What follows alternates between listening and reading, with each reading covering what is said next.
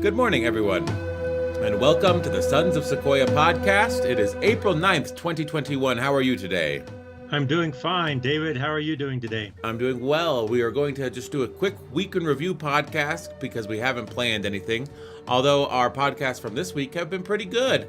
I was thinking maybe we could look at some of the stories that may have slipped through the cracks that we didn't talk about, and there may be a reason why we didn't talk about them, but we'll look at them anyway, and perhaps we'll solve some more of the world's problems in the process. Yeah, a lot of good topics this week. A lot of things that everyone should be talking about, should be reading, should be thinking about. They should be talking about them because they're interesting, first of all, but also they're important. They're very important. So let's see, this week, started the 5th, and we talked about Do Not Split, the Academy Award nominated documentary short. And then we just looked at Reddit on Tuesday because we also didn't have anything planned. And then we read System Failure by Ashish Jha about global health going into the future on public affairs, foreign affairs. And then yesterday we talked about the global semiconductor shortage. So we can retouch on any of those topics as we see fit. But I want to talk about something. I want to get your opinion on it because I've been a little bit conflicted about this. I'm going to go to Google News. Okay. And we'll pull up a Google News. It'll be different because we have different Googles. So Google algorithmically gives you the news on their website. So here's Google News for today for the podcast account. It looks like Prince Philip died. I want to talk about, though, this guy in Florida with the punchable face. Matt Gaetz. Matt Gaetz. A punchable face, yeah, huh? Wants to date your child, billboard. Oh, man. So he looks like he's going down in a blaze of glory. Yesterday, early in the day, his buddy and Cherokee County might have been where a mass shooting happened. He was a county tax collector, and he was Matt Gaetz' buddy. They were thick as thieves. There's pictures of them together. They would party together. His buddy was arrested a few months ago on multiple charges, including sex trafficking. And his buddy looks like he turned state's evidence yesterday. He came out and he said, his lawyer came out and said, yeah, this is probably a pretty uncomfortable time for Matt Gaetz. So Matt Gaetz, he's crashing. And I watched the news sites like CNN and MSNBC, and they're taking a victory lap. You watch a news site like Fox, and they're pretending like this doesn't exist. They're not covering it. I guess my issue is talking to you. What I want to talk to you about is, okay, this guy, we all agree. You take one look at his face, and you want to punch him in the face. And he's got this creepy vibe, and it appears like the creepy vibe is also backed up by his actions. Now, that's fine. That's all well and good. But one thing that I don't like is he's accused of sex trafficking, and he's accused of sex trafficking a minor. And his downfall has been celebrated. But the reason why he faces decades in prison is because there's real victims here. And no one is really talking about that. Or at least I haven't heard much discussion about that. And so I feel terrible that we live in a world where a congressman and a county tax collector can still traffic women. And nobody bats an eyelash. And it takes this long for it to get investigated and shut down. And I guess I wanted to focus on that side of the... it's fun to take a victory lap and say, yes, this guy, he's a real a-hole, and I'm glad to see him go down in flames. But at the same time, the only reason he's going down in flames is because he's victimized people. Well, the people, it's a very good point, David, a very good point. And another argument along those lines is, and I've heard this before, that, and this is not my argument, this is an argument that I've heard before, and that is that the people that actually do that, their remorse or their sorrow is not for doing it because they would do it again. It's for getting caught. doing it. And that same type of mentality, if they are sensationalized by the media in some horrible way that influences them or motivates them or glorifies what they did in their mind. Not in our mind, because we're not that way, but in their mind it does. And it does for other people of like minds. And so I think looking at the victims and puts it in perspective. I think you have a very good point, David. Instead of glorifying the perpetrator, maybe we should have sympathy for the victims and support the victims.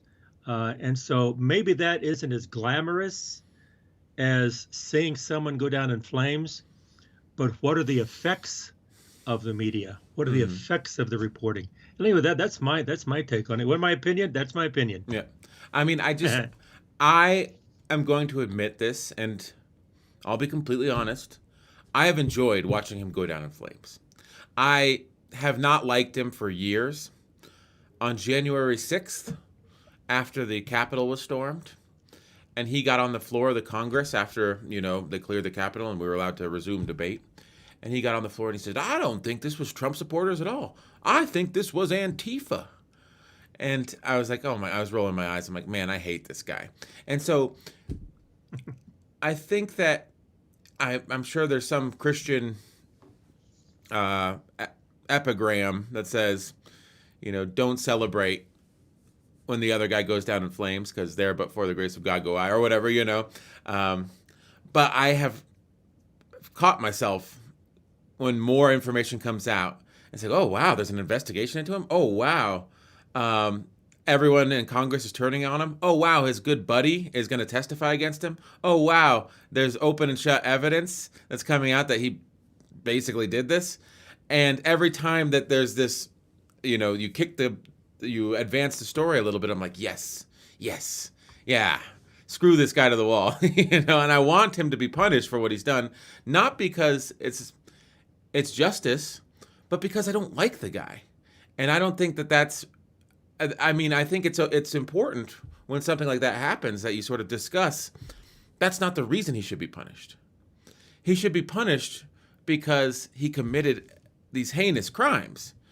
Not because you hate the guy, you hate the things he said, and he's got one of the most punchable faces in Washington. That's not the reason you should want him to go down. So I guess that's the sort of discussion I wanted to talk about, because I understand. I understand why the media covers it. Because when they say, oh, new details came out and he's even more screwed than he was yesterday, you go, yes, I love this. I love hearing about him being more screwed. But it's not about what he did. It's about the fact that you don't like him. Yeah, it's true. Well, that's kind of how a lot of the foundation of a lot of, I should say, videos or news, because people are going to be coming back not because of the truth, but because it's emotional. They enjoy it. They want to hear it, and so that does feed into why listeners will come back and listen. Yeah. But it's not necessarily about what's right, I understand what you're saying, and I kind of agree with that too. He has his just dues. That's exactly what he deserves. But I think of the bigger picture and the deeper picture, and also the responsibility to the victims and also to future victims of people like this. And so how would you report it? I don't know. I'm not a journalist. I have a lot of respect for journalism, and I have a lot of respect for the media. I think the media is crucial, but also the media can be misused, and it can be harmful. And so the reporting has to be in such a way that it not only reports what happens, but it has to understand the implications of that reporting. And where's it going to go? And it's a fine line. Mm-hmm. And I've heard like some horrible crimes. They're afraid of copycat crimes. They won't use a person's name. Yeah, I think that's a lot of times that's a good idea. I also know some news outlets, when there's a mass shooting, they won't use the shooter's name. And they say, the other news outlets will tell you, ostensibly for information. But at this news outlet, we believe that a lot of these mass shooters do this as a cry for attention. And the last thing we want to do is give them what they want. So these are the names of the victims, and we're going to refer to the shooter as the shooter. I've seen news outlets do that. And I think there's a logic to that. Mm-hmm. Oh, absolutely. I definitely do. And also the attention part is that people like attention for different reasons. Mm-hmm. Some people like them because they're good people. Some people like them because they have something to say that's going to be valuable. And some people will do anything for the attention. Yes. They'll even get up in Congress and say that was Antifa. Yeah. And I think sometimes they do that for attention, mm-hmm. for the shock, the shock element. And if with a shock element they get attention, they'll get votes, and get votes, they'll go to Congress because it works. And that's really sad. That's a sad commentary on not our system. It's a sad commentary on our people. Yeah. On the voters, on each other, and don't blame our system. To me, here's my soapbox. Don't blame our system. Don't blame the way the United States does things. Don't tear down our voting and everything. Don't tear down our country. Let's look to each other and let's correct each other so that we use our system the way it was meant to be used. I think that you have a very good point, but I will say this. The sentiment that gets a guy like Matt Gaetz elected, and this is sort of like, don't blame the system, look at yourself. That sentiment where he stirs up muck and he blames the other side and he gets you riled up, that's the same sentiment that's causing me to get a dopamine rush every time I refresh my YouTube feed and something bad has come out about him. It's the same sort of mechanism, feedback mechanism. It's not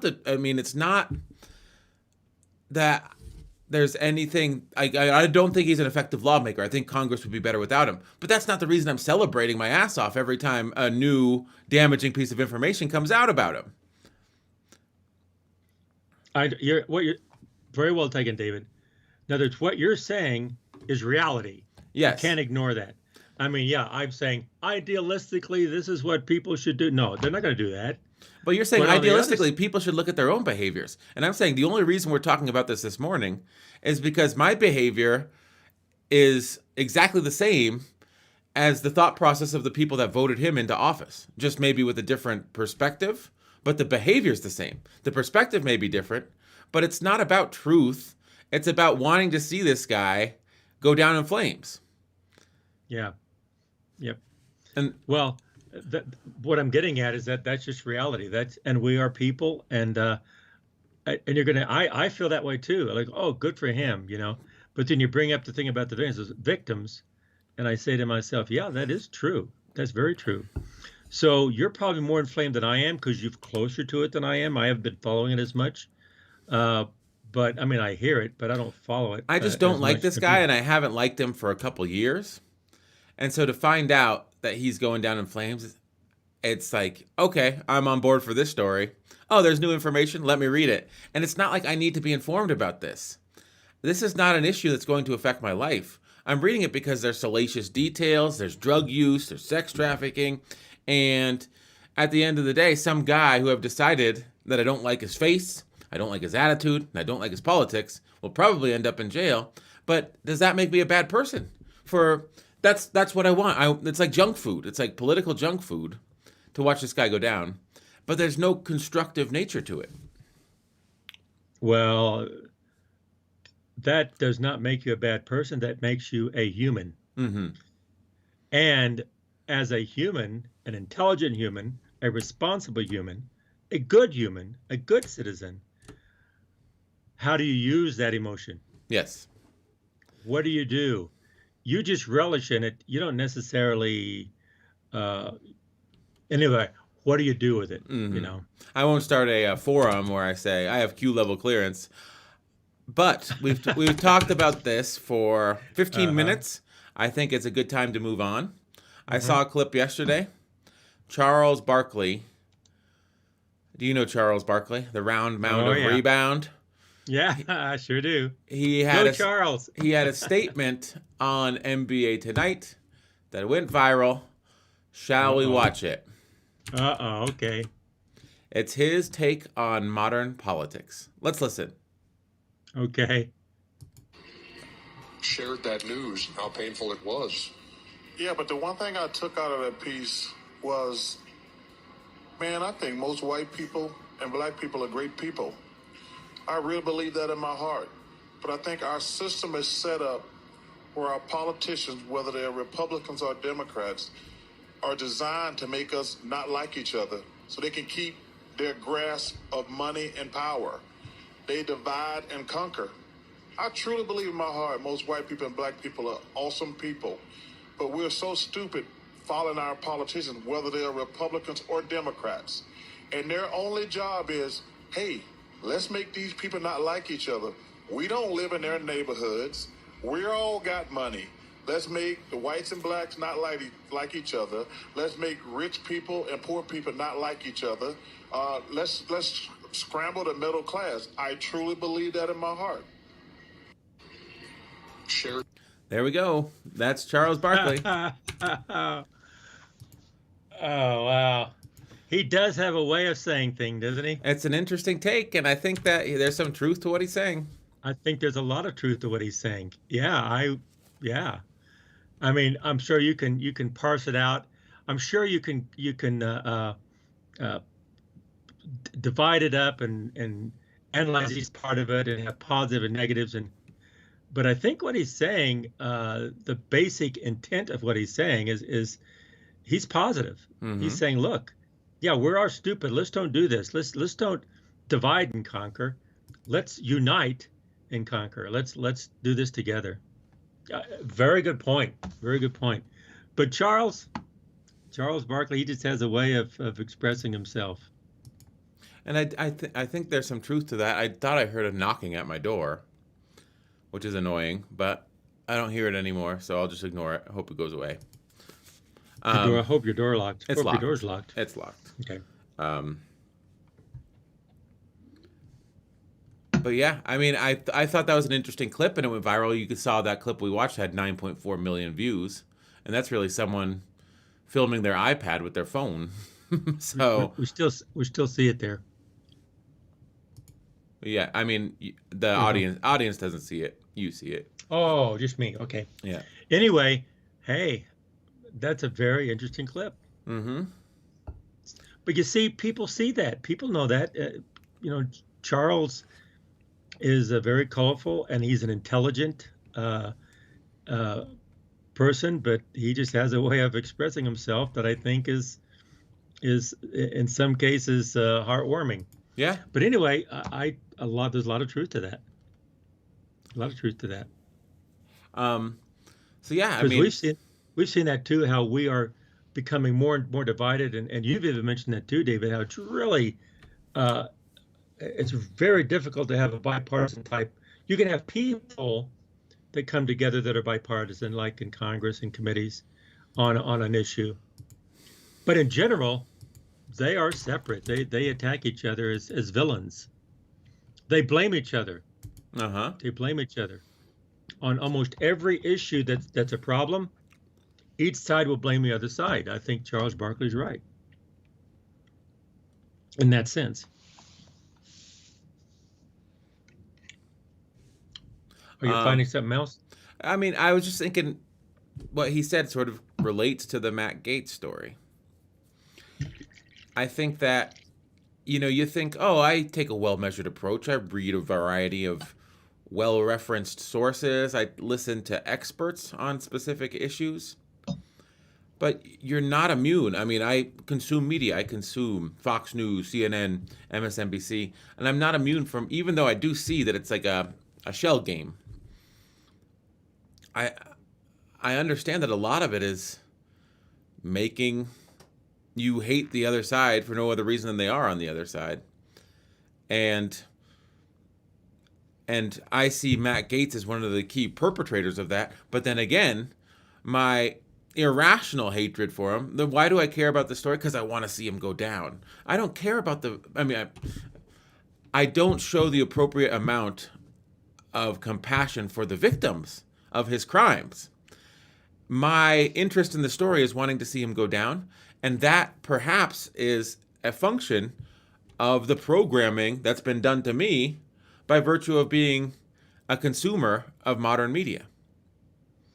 Well, you don't know who the victims are, but you do know him. Yes. You know the victims really need support. You don't know who they are. You have the perpetrator. You know who he is. He should go down. Mm-hmm. And so I think it's just there again. It's how much information you have. So I think it's. But do you see what I'm saying? response. How the hatred, like he says, they're just trying to trick you into hating each other. And he's talking about race issues, but you could also make it partisan issues. These politicians, they just make you want to, hate the other side. And I take a look at Matt Gaetz. I'm like, I don't like that guy. I wouldn't go so far as to say that I hate him, but it's like something bad happened to him. Let me read about it. Oh wow, the details are salacious. Like, let me read more about it. I think that I've been programmed, like Charles Barkley has said, in some small way. The reason why we're talking about the story, the reason why I find it fascinating, the reason why I've tuned in to the details, is not because the story has any specific merit, or not because what I'll learn from reading the details of the story will help me in my life. It's because there's this division, and it's like, I don't want this guy to succeed. I want to see him fail. I want to see him crash spectacularly. And I'm going to read every single piece of copy that gets printed on his way down. Yeah, but listen to what you're saying, David. You're self-reflecting on why you're doing that objectively, and saying, oh, is that really right? People don't do that. They just run with the emotion. That's true. And they can't do that. So my question then would be, does the media, when they report things, and so a lot of this reporting is not really reporting, it's inflaming. Yes. It's opinions. But what type of responsibility is there then? It's that they're not the only ones. There's even the populace, even the politicians will do it, And so, where's the responsibility? Thinking of not the almighty dollar there, but thinking of justice and what's right in our country. Mm-hmm. I mean, I remember. I'll say this story again. I think it doesn't hurt to be repeated. My neighbor, a great lady, Leela Green, where she was telling me about when she was growing up in Golden Gate Canyon, and one guy up there that nobody liked, and everybody shunned him because he was just very belligerent and very difficult to get along with. And one day his barn burned down, so everybody in the valley came down and helped him build his barn back. And I said, everyone came? So yeah, everyone came. Well, why? I thought they didn't like him. He says, we don't like him, but he is our neighbor.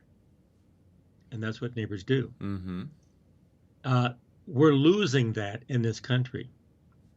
You don't have to agree with them, but you have to. We're neighbors. We're citizens. Not only citizens in this country, but also we're citizens of the world. And so I think we talked about this also about in Yemen, and we have to be careful of everyone all across the world with all the. I think we talked about that last week. Yeah.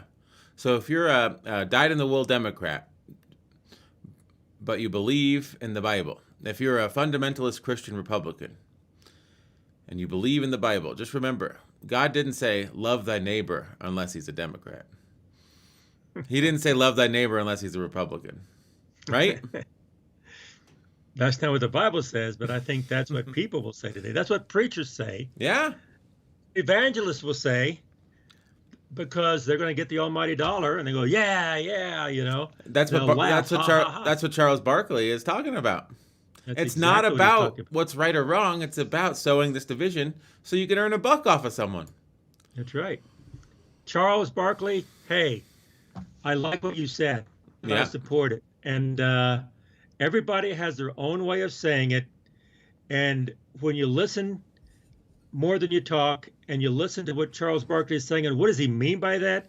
I think he has a lot of positive things that he's trying to appeal to Americans to be a real American and come together and unite. So we're going back. And not and still have your differences. You could still have your differences, but that doesn't mean that you blame each other. Yeah. You still come together and work together. Yeah, I think your differences should be substantive, not foundational. Like, Yep. you like the Broncos? Yeah, I like the Broncos. What else do you like doing? Oh, I'm an accountant. Oh, I'm an accountant too. Oh, really? What else? Oh, I love French movies. Oh, me, I love French movies too. Yeah, and I vote Democrat. You vote Democrat? You're fundamentally a bad person. We can't be friends. I hate you. So, Prince Philip died. That's the top story on Google News right now. Do you have any thoughts about that? No, I don't. Should I pull? Yeah, I do. It's sad. Should I pull up an inappropriate Onion article? Okay. Are you ready? I think so. Prince Philip.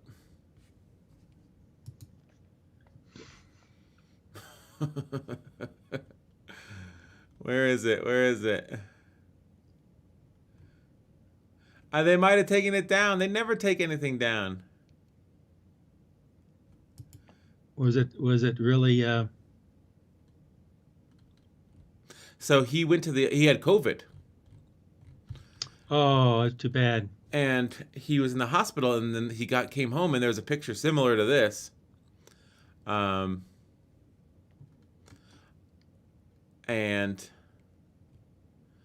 I think they took it down. This is insane. They never take anything down. Probably because he died today. But Yeah, it was a picture. too insensitive. It was a picture like this after he got home from the hospital. This is last month, February 16th. So 2 months ago.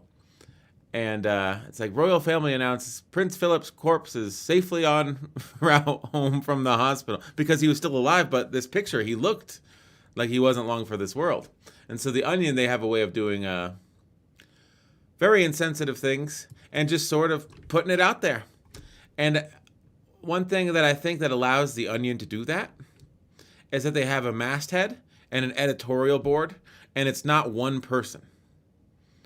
So it's not like a YouTuber making a joke about Prince Philip who just died, and then everyone in the UK is like, never look at the Onion again. It's a fake newspaper. It's not a fake person. So the instrument, I think, makes a big difference when it comes to the Onion. It shields them from the liability of if they were an individual saying these things. Do you agree with that? Yes, I absolutely do.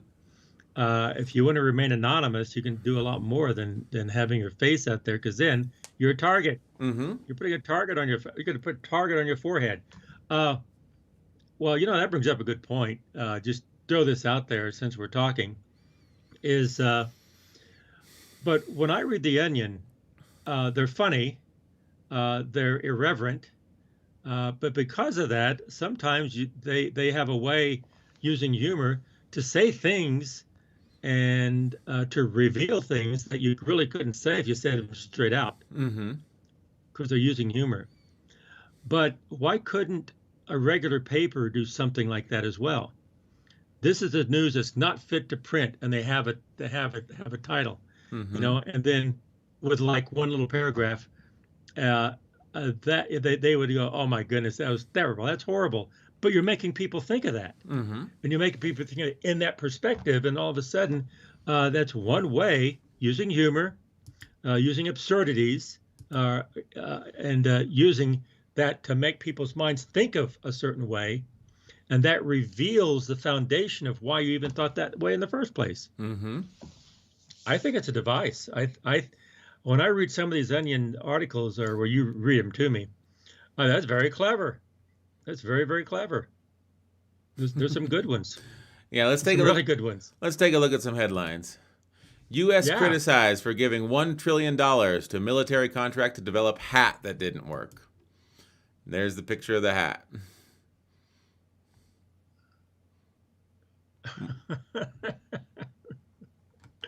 U.S. criticized for So what does that raise? Military spending. Government spending, yeah. More Government companies spending. More companies considering hybrid model where half return to office, half laid off. That's Hybrid model. economic anxiety. Uh-huh. It's like, oh yeah, we can cut costs, just fire people. Yeah, and all of a sudden you have a half a company. Oh man.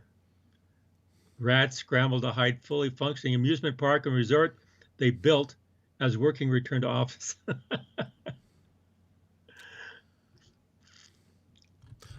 So yeah, I mean, I like the fact that they don't really pull any punches. I do think they may have. I like this one. Vaccine dose reminds sedentary man what muscle soreness feels like. Powell, Ohio. Sometimes it's just silly. Sometimes they make a good point. Like they always reprint there's no way we could have prevented this, says only nation where this regularly happens. Every time there's a mass shooting. Yeah. Say that again? There's no way we could have prevented this. We can pull up the article. They've published it dozens and dozens of times. See, now that is very clever. That's very clever. There's no way we could have prevented this, says a nation, the most powerful nation in the world, self-acclaimed as the most powerful nation in the world. In what area? Okay, this is from March 17th with the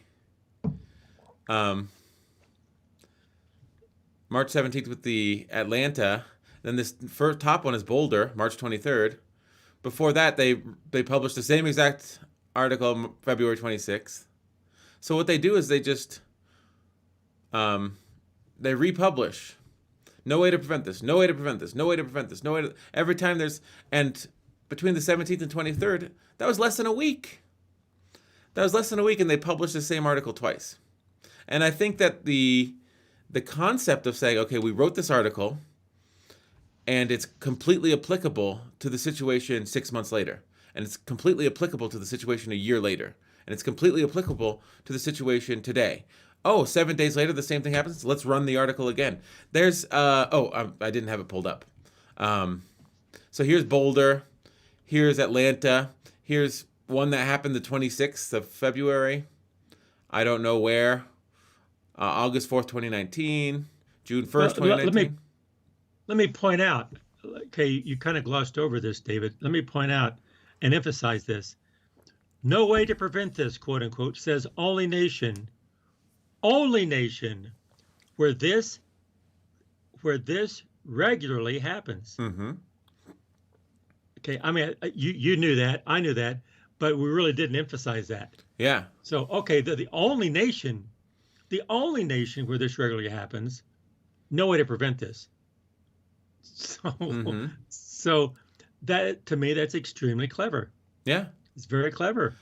And again, I think you can use this kind of, I don't know what kind of journalism you talk of. It's satire. Satire journalism. But to make points, to make very good points. I think it's cool. How many times did they... It says 24 results when I Google it. Wow. Oh. Yeah. No way to prevent this. The only nation where this regularly happens. And it's happened 24 times or whatever. So because they rerun the article and it's like, it's evergreen content. They wrote it 10 years ago and they get to pull it out 2 or 3 times a year. They got to pull it out twice. They got to pull it out March 17th and March 23rd of this year. And February 26th of this year. And that's sad. That's the thing is, yeah, it's clever. It's clever that they've realized that there's so many mass shootings that they can reuse the article over and over again. That's so clever. But it's like, but also what that means is there's so many mass shootings that they can reuse the article over and over again. And that's not a good thing. That's not a good thing. Well, to me, that just raises the question, like, look, let's look about this. Let's think about this and talk about this. What's happening? How come it always happens here? Why does it always happen here? And it doesn't happen elsewhere as much. It does happen, but it doesn't happen as much. Well, I guess Biden did announce a bunch of gun control policies yesterday. And gun lobby is they're uniting against him. saying, if you can't indiscriminately sell assault rifles to whoever wants them, or it's going to tank our industry. I don't know. The gun issue is difficult because gun owners, I feel like a lot of times you get, and this is sort of the politics of division, worst case scenarios. So Biden's like, I think we need to close the gun show loophole. I think we need to ban extended magazines, ban the selling of parts from which you can put the parts together and then you have yourself a gun and there's no serial number. So you buy parts from all over the internet, you get them shipped to you. All of a sudden you have a gun that's not registered because you put it together from parts. Like building a PC, And then he also said we need to prevent modifications to pistols, like an arm brace that makes them fire like a rifle. That's what the guy in Boulder used. And the interesting thing is, I don't see any of those things as tanking the entire gun industry. And I don't see any of those additional regulations as taking away your guns. But when you say, oh, well, I think that we might need to demand a form of ID for someone to buy an M16 and carry it on the street, the other side will say, they're taking our guns. And it's like, that's not what they asked. They didn't say they're going to take your guns. They said you can still buy an M16. You just have to show us an ID. It's like, nope. That's just a slippery slope. You make us show an ID, the next day you're storming our house and taking all of our guns. And it's, I think that fear mongering. So like if you own guns, you're afraid they're going to be taken away. And that's never really happened. I mean, have you seen at any point in the United States history the government coming in and taking anybody's guns? I haven't, but maybe I'm just not clued into it. Yeah, well, I understand why they do it, but I think the reason why they do it, this is my opinion, I think the reason they do it is not to prevent the killings. It's all just show for politics to say, I'm doing something about it. And I don't see gun control as stopping people who are angry to find something to kill people. They will do that. They'll get explosives and blow it up next time. They'll blow it up, and the people are doing this. There's knife attacks in Britain all the time, and it's like there was a knife attack today.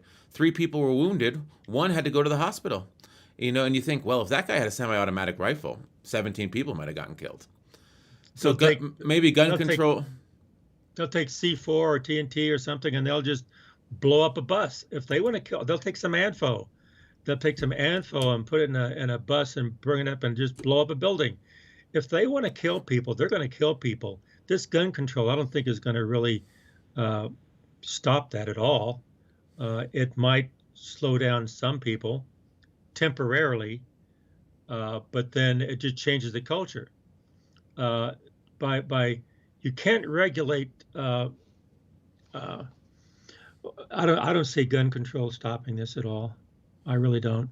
It's not saying anything about gun control. Mm-hmm. Whether I'm for it or against it, whatever the reasons. I'm sure there are good reasons on both sides. But I think your points were very well taken. So you're saying there's no way to prevent this. If you enact gun control, it's not going to do anything to stop gun deaths in a nation where over half the world's deadliest mass shootings have occurred in the past 50 years, whose citizens are 20 times more likely to die of gun violence than other developed nations. I mean, I think that...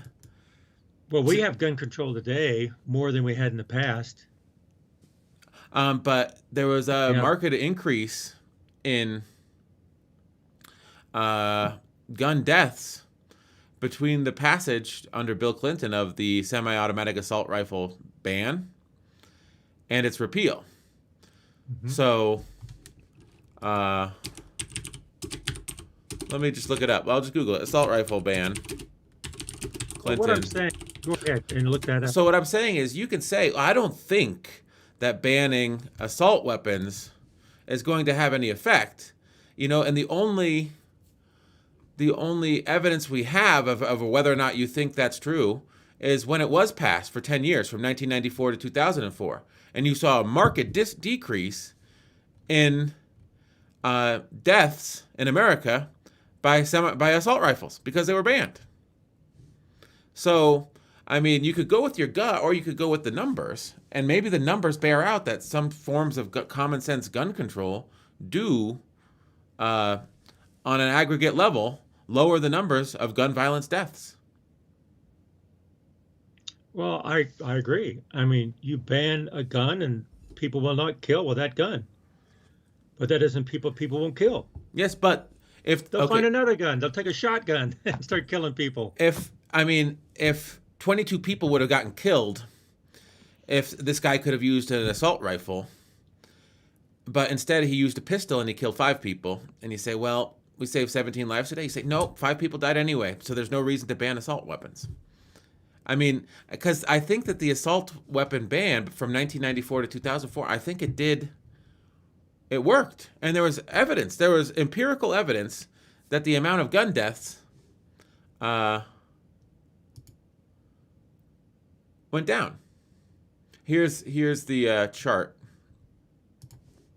So I don't know, you'd have to do a statistical analysis on it. Total deaths in U.S. mass shootings. Here's the year of Columbine. But then, you unrepeal it and you sort of see almost a linear trend of increasing deaths from mass shootings to 2012. And then I bet you if you continue this graph. So That's an interesting graph. That's very interesting, yeah. But then another argument that, not my argument, but an argument someone could bring to the table is the mood of the country that passes the gun laws is the same type of mood that will calm the people who would kill and they don't kill, because right now people are just mad.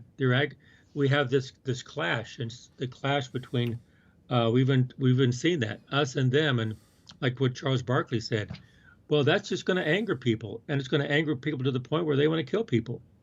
And they're going to find a way to do it. They will, but I mean, sort of limiting their access to the most efficient ways to do it it seems reasonable. Do you see what I'm saying? It's like, why should we limit their access to bazookas? Because they could take a bazooka and fire it. Like, everyone should be able to buy a bazooka because they could also stab someone to death. Like, if someone wants to find a way to kill someone, they will. But it's like, no, I don't think people should have bazookas. Well, I'm not saying.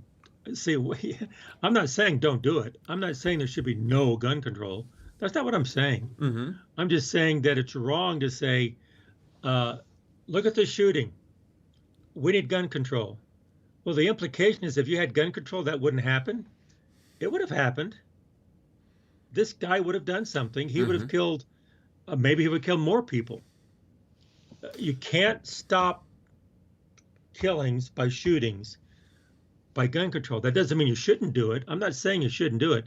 I'm just saying we got to be careful what we do. Yeah. And so what are the implications of different types of gun control? I mean, you're right. You don't want an assault rifle, or you don't want a anti-personnel ability to a rocket-propelled grenade on your streets. Yeah, you don't want people to have access to that kind of stuff. They probably could get it if they wanted to, or they could make it. They could make pipe bombs and kill people. You can make pipe bombs and not really bombs. Gun violence. There's all different ways of doing it. Gun violence, it kills a lot of people, but it's like saying, there shouldn't be a speed limit because people are going to drive 100 miles an hour on the freeway anyway. And if they crash their cars, they're going to die, so there shouldn't be seatbelts. I mean, I think that common sense regulation, yes, it's not going to keep someone that snaps. I see what you're saying. It's not going to prevent any individual mass shooting, but it might make someone who is thinking about perpetrating a mass shootings access to the deadliest and most efficient killing machines slightly less, so they have to choose a pistol instead of an AR-15. So instead of walking into that school or bank or grocery store with semi-automatic assault rifle, they have a 6-shooter revolver, and the amount of damage they're capable of doing is less. And that's I just I don't know. I know that people are very sensitive about the Second Amendment, and I know that the things that I say, I'm not going to run for office, but they'll be like, "Well, you advocated for gun control," and it's like, well, I do think that if you see the level of gun violence in America, it seems extraordinarily high because it is extraordinarily high. Why don't they have these issues in Canada or Europe? Why aren't there as many mass shootings in every other nation that's Western and industrialized? And that's a good question to ask. Now, one thing you could do is sort of say, instead of sort of debating it on a philosophical level, well, if someone wants to get their hands on an AR-15, there's already 100,000 of them out there in America. They'll find it. So what's the point of banning it? Let's just keep manufacturing them. Or you could say, what if we placed a ban on it again for 10 years and see what happens? And if the level of violence goes down, why don't we keep that ban in place? Do you see what I'm saying? Mm-hmm. It's like saying, yes, what happened, the tragedy in Boulder last month, and there's a very strong chance that gun control laws wouldn't have prevented it. But it's the frequency and recency. I mean, it's recency bias. It's like, maybe this wouldn't have happened if we had gun control laws. Well, maybe the one, let me go back to the Onion, maybe the one 7 days earlier wouldn't have happened. Or maybe the one 10 days before that wouldn't have happened. So if it prevents a quarter of them from happening, maybe instead of having 100 mass shootings a year, you have 75. And you say, well, yeah, there's still 75, so what's the point of even having this law? It's just trying to make incremental progress. Well, what I was getting at is not that you should not have gun laws. I'm saying that the gun laws is not going to stop this. They're still going to do it. Mm-hmm. And but a lot of the argument is we need to stop this, so we need gun laws. Yes. The gun laws are not going to stop it. Mm-hmm. It can reduce it, like you're saying. I agree with that. It's going to reduce it. But then what is causing it? To me, in my mind, my thinking, I guess my background is like, wait a minute. Like, this person grabs a gun and kills someone. Okay, well, then let's ban guns from everybody else. No, wait a minute. Let's look at the person who did that. How many people are like him that's the cause? The person was the one who grabbed that gun. Yeah. So maybe we should be doing is looking at our country, looking at the people who would do these things, looking at the politicians who say it's your fault. It's looking at the anger. It's looking at attacking our Capitol, for crying out loud. And they killed someone there with what was it? A fire extinguisher? I don't know exactly how the guy died. Yeah. But What if they had guns? They Mm-hmm. would have killed more people. They would have. Okay. But the point is, did the guns cause it? No, the guns were the instrument. So yes, that is going to impact the killings, but the cause is the people. We need what happens if we have a gentler America? I think that the cause of this is not the guns. Mm-hmm. And I think it's kind of like, oh yeah, let's look at the gun control and ignore blaming people for things to inflame people so that we hate each other. That's more of a cause than having guns. At least that's how I see it. That's kind of what I'm getting at. Is like, yeah, that it's a misplaced passion. Our passion should be bringing people together. Mm-hmm. You can give me a gun. You can give me 10 guns. Well, I love you. I'm not going to shoot you. Okay. But if someone hates you, they will find a gun to shoot you. Mm-hmm. That's kind of what I'm getting at. So it's not the gun, it's the people. Now, that doesn't mean the gun control is not important. It is important to keep them under control. But you have to watch out for a misplaced passion, and also vindication. Like, okay, I've done I've done everything I could do. No, Now, you have. now, I'm gonna just play devil's advocate here real quick. Okay. So you have the gun lobby, and they say, no, there's no reason you shouldn't sell the most powerful and efficient human killing machines to people, carte blanche. And any attempt to regulate it, to require identification for purchase, to sort of track sales, that's just tyranny. And that flies in the face of the Second Amendment. And then if you want to take that argument of the gun lobby and just sort of and place it with the argument that you just made, you say the Second Amendment is so important that we need to, and if you make me show an ID, you might as well be taking away all my guns. If we say we need a kinder, gentler society, we need to sort of work towards ameliorating this hate. What I hear you saying from the gun lobbyists' perspective, switching it to a different amendment, is we need to compel people not to hate each other. We need to come in and say, do you not like that person? You're not allowed to do that. Your First Amendment rights don't matter. Your opinions don't matter. So in order to save guns, we need to take away people's First Amendment rights. So they can have all the guns they want, but they're not allowed to have any hateful thoughts, and they're not allowed to say any hateful things. And that's what's going to happen if you try to focus on moderating behavior, is that you're going to strip people's First Amendment rights. So what's more important? The First Amendment? Or you want to take away their agency, their ability to hate, their ability to say hateful things? Or do you want to take away their guns so they can say hateful things, but then they don't have an assault rifle to go out and shoot people with? That's my devil's advocate argument. That's a good one, David. I like that. I like it because, to me, that just reveals human arguments. Human arguments, because like they focus on this, I focus on this, you're focused on this, Mm-hmm. and it's kind of like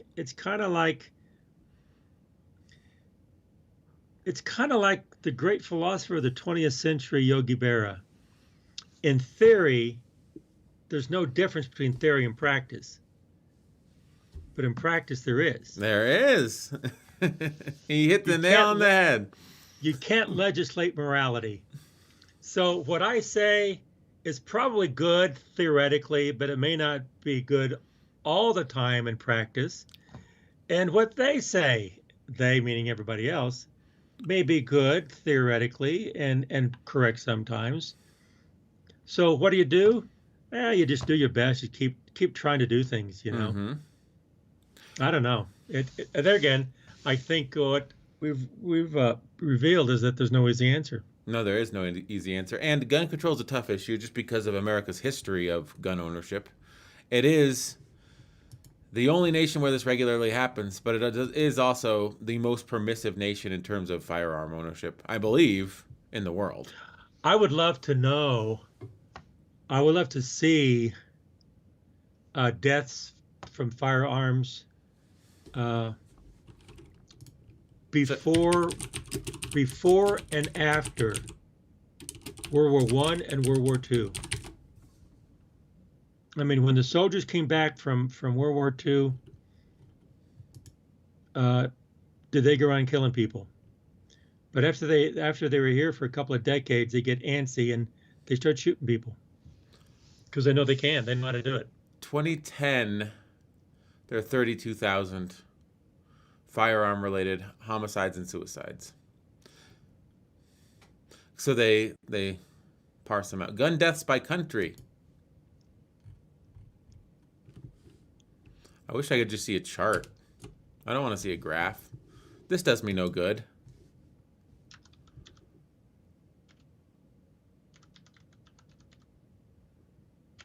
Uh, 40,000 in the U.S. 2021 or 2020, I suppose. Now, there's more in Brazil. Wow. There's more up there. What's that small country? Is that Latvia up there? East of Poland. See the black east of Poland? I don't think there's any data. There's no data. There's no data there. Oh. Now, honestly, though, you don't think, like Syria, there's no data for Syria. because it's gray. Yeah. But see, in Europe, Eastern Europe, up there, east of Poland, Yeah. what country is that black? What country is that? Black, that's Belarus, but there's no data. That's Belarus. So Brazil is bad, but look, Brazil is homicides. The suicide rate is lower. 20 people out of 100,000 will die by homicide. And I think in Mexico, the homicide rate's bad. Oh, it's just a little bit worse than the U.S. So the U.S. has 40,000. Brazil has 46,000. Interesting. So Brazil is Yeah. worse than us. We're not the worst. I don't know. We're second worst, it looks like. Oh wow, I did a Wikipedia on Wikipedia gun violence in the United States. Mm-hmm. Wow, the graphic here about gun-related deaths rate in high-income countries, and they have homicide versus suicide. Mm-hmm. Many more suicides than homicides. Yeah, it looks like the suicide rate is 7.32 per 100,000. The homicide rate is 4.46.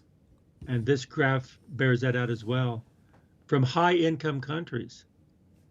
Wow, that's revealing. Uh-huh. To me, people just don't want to live. We got. Why don't people want to live? Why do people commit suicide? That's very, very interesting. I also think like South Africa. They're high. Their homicide rate per year is 8.3. That's higher per 100,000 people. That's higher than the U.S.'s homicide rate per 100,000 people, which is 4.46. But if you look, their suicide rate is 0.1. Now, here's my question. Brazil, their homicide rate per 100,000 people is 20.7. Their suicide rate is 0.5. Mexico, homicide rate 6.34, suicide rate 0.44. Why is there so much gun-related suicide in America? A. B. Is it a cultural thing? Latin America. Suicide rate, it flips. Well, but Latin American countries are predominantly Catholic, and suicide is a mortal sin. So is it not really an issue of not calling it a suicide? It's an issue of I don't want my child or husband, or I mean, I assume it's mostly men that are committing suicide, to go to hell. So we're not going to report it as a suicide. And so our suicide rate per 100,000 is 0.44. In America, it's 7.32 because there's not that stigma because it's not a predominantly Catholic nation. Do you think there's some credence to that argument? Maybe. I think that when you look at any It's a numbers, hypothesis, though. when you look at any numbers, you have to sort of think what's behind the numbers. Mm-hmm. Well, you're talking to preaching the choir here. That's right. Like, why is 7.32 per 100,000, but in South Africa it's 0.1? Maybe they don't monitor. Like, maybe there's an epidemic of suicides in America, so we have a more sophisticated means of determining whether a death was a suicide and cataloging it and tracking those statistics. If something is 0.1, that's practically zero. Maybe they're not tracking that. Or maybe in that society, saying that your loved one died from suicide is something that you will never put on a death certificate because it brings shame to your family. So the suicide rate is zero because you sort of explain it away. It's a gun accident. You accidentally shot yourself in the head. And so there's no suicides there. And I think that there is some credence to that argument. And I feel like, and this is sort of getting off topic and we're almost approaching an hour, when someone does die of suicide, it is tragic. And it's natural for the family to feel as if maybe they did something wrong or whatever. But I do think it's important to let the world know they died of suicide. And suicide prevention is important. And, learn from my story. I do think that the desire to sweep it under the rug to avoid any culpability or personal embarrassment or whatever perpetuates the suicides going on. Do you see what I'm saying? Yep. Not embracing it, not making it a conversation that people have to say they were in pain and we didn't recognize it soon enough. We didn't direct them towards the resources they needed to get help. We didn't try to do everything we could to prevent this. Instead, you're like, oh yeah, it was just an accident. Uh, it wasn't a suicide; it was just an accident, and that doesn't really serve anyone. You know what I mean? Yeah. Well, the to me the most troubling statistic is teenage suicide. Mm-hmm. Oh wow, another graphic. Suicide rates, gun related and not gun related. The not gun related is huge, It's like much bigger and than the gun related. yeah, and every country except the United States. Oh, really? Yes, in the United States, the gun related is more. It's kind of like two bar charts. Here's gun related, here's gun related, and here's not gun related as far as Mm-hmm. the bar chart is concerned, right? Mm-hmm. Now, all the other countries, you know, Mm-hmm. uh, gun related and not gun related is down here. Interesting. Suicide rates. So, if you're going to commit suicide in the United States, use a gun. Mm-hmm. If you commit suicide in all these other countries, you do it some other way other than using a gun. Yeah. Now this is a morbid conversation, but there's a conversation I've had. If you were gonna do it, how would you do it? And I always say, I think it'd be fun to like skydive without a parachute because at least your last few minutes would be exhilarating. And I think that if you have the ability to still desire to experience exhilaration, you're not at the point where you're suicidal. No, no, you won't. You won't. And a gun is quick. So as long as my answer is still, I'll jump out of a plane without a parachute, I think I still have a modicum of mental health left. Does that That's make right. sense? You're looking for the thrill, and if you did it once, you could do it again. So wait a minute, I don't want to. Yeah, I don't. Die. Hey, wait, give me a I wanna do parachute. it Yeah. But also, what's sad is the mental condition of people that commit suicide, Hmm. and why we have so many teenage suicides. I think that your hormones Teenagers, are that- raging, and of course that's the first presentation of mental illness. So, someone in their 30s that was diagnosed with schizophrenia or bipolar disorder would have been diagnosed 18, 19, 20, around that age. Well, if you have bipolar and it's untreated, and you never get it diagnosed, you're at risk. I mean, if you have an issue and it hasn't been discovered yet, those ages you're at risk and you could fall into a deep depression. And I think that a lot of times the reason why you see a high teenage suicide rate is they are experiencing this change in life and perhaps psychiatric conditions that will stay with them the rest of their lives are developing, but they're undiagnosed at that point. I'd like to bring up another point that I think a lot of maybe suicide is just one part of it, but just the negativism of our society is that in our culture in the United States, we're all about success has to do with how much money you've made, how much you've achieved, what your job is, Mm-hmm. and not happiness. Happiness is not a measure of success in our country. And what I mean by that is that I've heard a lot of people, well, not recently, but over the years, a lot of people and a lot of stories about, I was in the rat race, I was successful, making a lot of money, I had a good position, and I was miserable and I hated it. So what I did, I quit. Pulled back. I did something that I could make a living and pay my bills, but it was nothing like what I had before. But I didn't have what I had before, but I replaced that with happiness. I was happy. I was just happy. A lot of people say, well, I'm happy if I make a lot of money. A lot of those people are not happy. Yeah, they do. The thing of it is that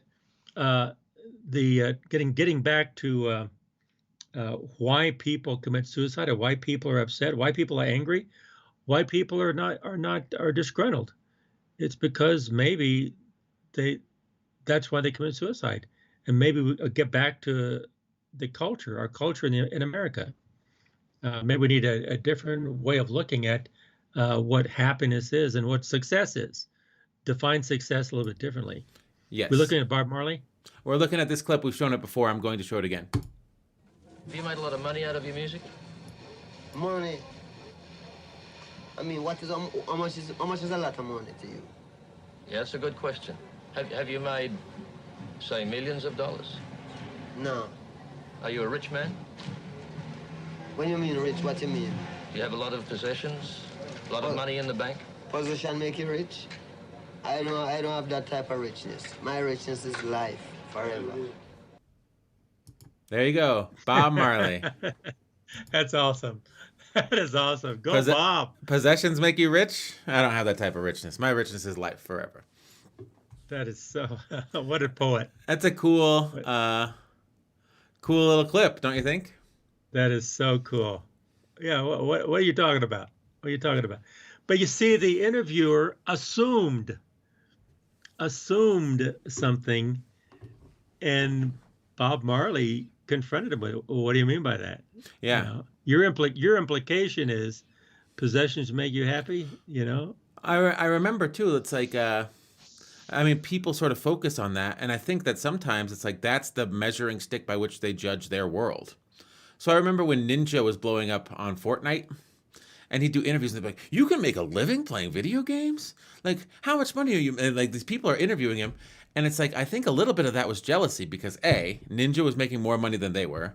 B, Ninja would get on stream on Twitch every day and stream, and he would have 3 to 4 more times more viewers than their entire network would for that day. So they have a network, they have a staff of 200.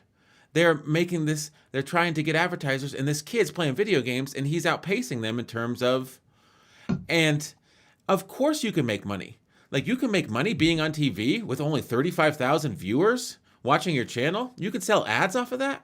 I have 100,000 people watching me. I'm just one guy. Of course I can make money. Like, you and your 200 people can generate about 1/3 of the buzz of me on my own. So yeah, of course I can make money. And it's like, it's a dumb question to ask, but people are sort of flabbergasted by it, you know? And that's a little bit off the topic, but yeah, but it's important. It's an important point. I think what makes you happy. I think our definition of happiness in the United States, I think that's part of the reason why we have so many suicides. That's why we have so many deaths, so many shootings, and we're just angry. I also think, you know, money doesn't make you happy. And if you think that money will make you happy, you lack imagination. But also we're sort of trained, if you follow this path, if you play by these rules, there's a hierarchy in a sense to the thing. And that's not necessarily true. You can sort of get in where you fit in, never rock the boat. And then all of a sudden, some 22-year-old kid is making $4 million a year playing video games. And you went to an Ivy League school and you got a master's degree and you worked in corporate America.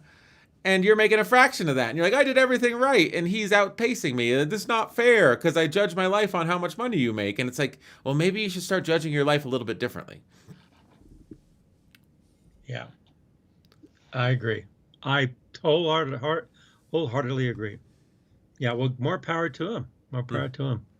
But I think you need to be happy with your definition of success. Mm-hmm. The definition that makes you happy. So I watched the show. Because when you're dead, when you die, it doesn't matter how much money you've made. You know. So what matters? I know I've seen articles where a lot of very successful CEOs. I saw this decades ago. There's a survey. Successful CEOs, when they retired, they say, "Do you have any regrets?" And they go, "Yes. My main regret is I didn't spend enough time with my family." And that was sad. Mm-hmm. They just didn't like that. So, what is success? How do you define success for you? Mm-hmm. And you need to think about, what does success mean to me? And then not only define what success means to you, but then back up and say, what does success mean? Does success mean money? Does success mean possessions? Or like Bob Marley, does success mean life? What does it mean to you? And what should it mean to you? And how do you define success in general? Is it going to be something that you can do today that you'll never stop doing for the rest of your life, and you'll love every minute doing it? Mm-hmm. That's success. That's a successful life. It's like Pablo Picasso said, the reward for good work is more work. So you might as well work at doing something you love, because the reward for good work is more work. If you're doing something and you hate it, like, yeah, they might pay you, but they're just going to give you more and more of this work that you hate. If you hate accounting but you can do it, well, the better and better you get at accounting, the more and more accounting you're going to have to do. That's sort of just how it works.